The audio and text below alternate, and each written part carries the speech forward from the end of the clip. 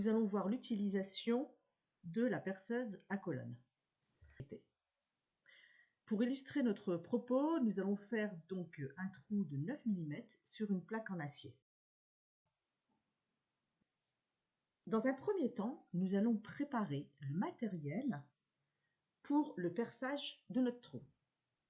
Alors, il nous faut de l'huile de coupe et un pinceau, un chiffon pour le nettoyage, une clé mix pour serrer l'étau, un pied à coulisse qui va permettre de contrôler notre travail, un fourré de neuf pour le perçage, un maillet pour s'assurer que notre pièce est bien en appui, des cales pour fixer notre pièce sur l'étau, notre pièce en acier à percer et enfin une fraise à ébavurer.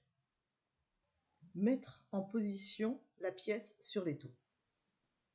Pour cela, on va placer des cales sur l'étau. Ceci va permettre à notre pièce d'être bien perpendiculaire à l'axe du fourré de perçage.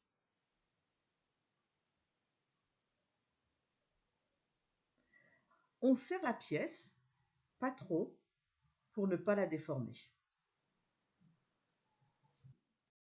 Nous allons maintenant monter le fourré de neuf. On insère le fourré sur le mandrin de la perceuse. On serre le fourré en serrant le mandrin. Ensuite, l'étape suivante est le positionnement de l'étau. On positionne l'étau pour que le fourré soit centré sur le pré-trou. Donc on aligne le fourré sur le trou. On verrouille l'étau en le vissant.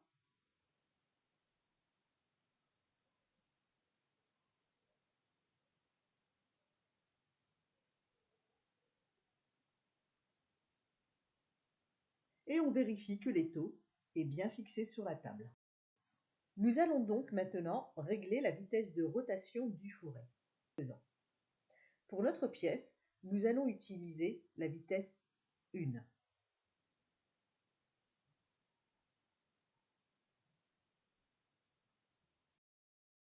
Nous passons maintenant à l'étape de la lubrification du fourré.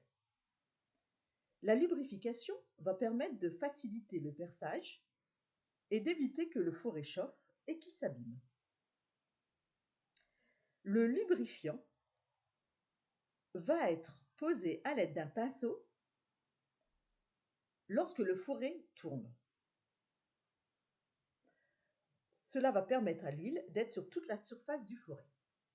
Ensuite, nous allons passer à l'étape du perçage. Pour cela, nous allons tourner le levier de manœuvre. L'effort de pénétration doit être régulier. Donc Nous allons donc maintenant procéder à l'étape de l'ébavurage. C'est une phase de finition.